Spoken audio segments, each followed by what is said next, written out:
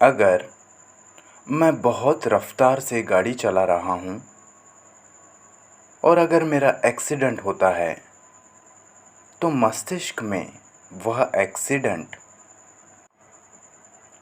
यह अनुभव, यह ज्ञान दर्ज हो जाता है, छप जाता है और इस ज्ञान से, अनुभव से आपकी याद बनती है कि आपको गाड़ी धीरे चलानी चाहिए, नहीं तो दुर्घटना हो सकती है। इसमें हम देखते हैं कि एक्सीडेंट एक अनुभव है जिससे ज्ञान आता है और उस ज्ञान से आती है यादें कि गाड़ी धीरे चलानी चाहिए और यादों से फिर विचार बनता है।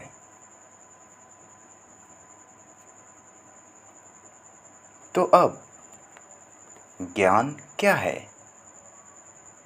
यहाँ बड़े बड़े ज्ञानी बैठे हैं, गुरु, मनोवैज्ञानिक, वैज्ञानिक सब बैठे हैं। तो ज्ञान क्या है? जब अनुभव होता है तब ज्ञान आता है।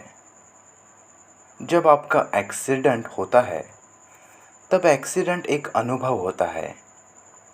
उस अनुभव से ज्ञान आता है, जिस ज्ञान से यादें बनती है, निर्मित होती है। यादों से विचार बनते हैं। क्या आप लोगों ने इस बारे में कभी सोचा है? कभी इस पर गौर किया है? मेरे से सहमत या असहमत होने की जल्दी मत कीजिए। आपको खुद इसे ढूंढना है, आपको खुद इसकी तलाश करनी है। यह मेरा या आपका देखने का तरीका नहीं है। यह मेरा या आपका देखने का नज़रिया नहीं है। यह तार्किक है ना? तो जीवन का कोई भी अनुभव, चाहे वो भगवान का ही क्यों ना हो, किसी भी चीज़ का अनुभव वह सीमित ही होता है। उसका एक दायरा होता है। कोई भी अनुभव हो, उसकी सीमा होती है। क्या आप लोग इसे देख सकते हो? आप देखते हो कि वैज्ञानिक हर दिन कुछ ना कुछ नया जोड़ते रहते हैं। वह जो नया जोड़ रहे हैं वह भी सीमित है, उसका भी दायरा है। चाहे वह कितना भी नया क्यों ना हो, उसकी एक सीमा होती है, एक दायरा होता है। अनुभव की एक लिमिट होती है। तो फिर अनुभव से निकलने वाला ज्ञान भी सीमित है, लिमिटेड है। आपको थोड़ा पता है और पूरा जानना है और पता करना। तो आप अगर पूरा भी पता कर लोगे तो भी वह लिमिटेड है, सीमित ही होगा। सहमति मत जताइए, इसके तरफ देखिए सर। अनुभव सीमित है और हमेशा सीमित ही रहेगा, चाहे आप उसमें कितना भी जोड़ते जाओ।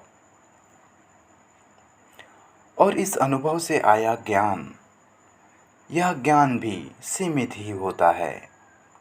चाहे आप कितने भी ज्ञानी बन जाओ, उस ज्ञान से ही निकलती है यादें। वह यादें भी सीमित ही होती है, उनका भी एक दायरा होता है।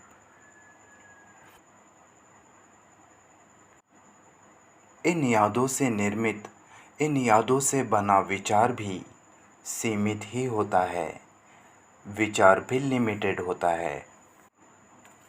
और जहाँ जहाँ सीमा है, वहाँ वहाँ विभाजन है। जैसे सिख, हिंदू, ईसाई, मुसलमान इत्यादि सब विचारों द्वारा ही निर्मित हुए हैं, इसलिए सीमित है। और जो सीमित है उससे विभाजन होता है। सारी सरकारें, सारे धर्म विचारों से ही निकले हैं, इसीलिए सीमित है। तो विचार सीमित है। विचारों से निकली क्रिया वो भी सीमित ही होगी, और हमारी सारी क्रियाएं विचारों से ही चलती है। तो क्या कोई ऐसी क्रिया हो सकती है जो किसी भी सीमा के भीतर ना हो, जो सीमा से मुक्त हो?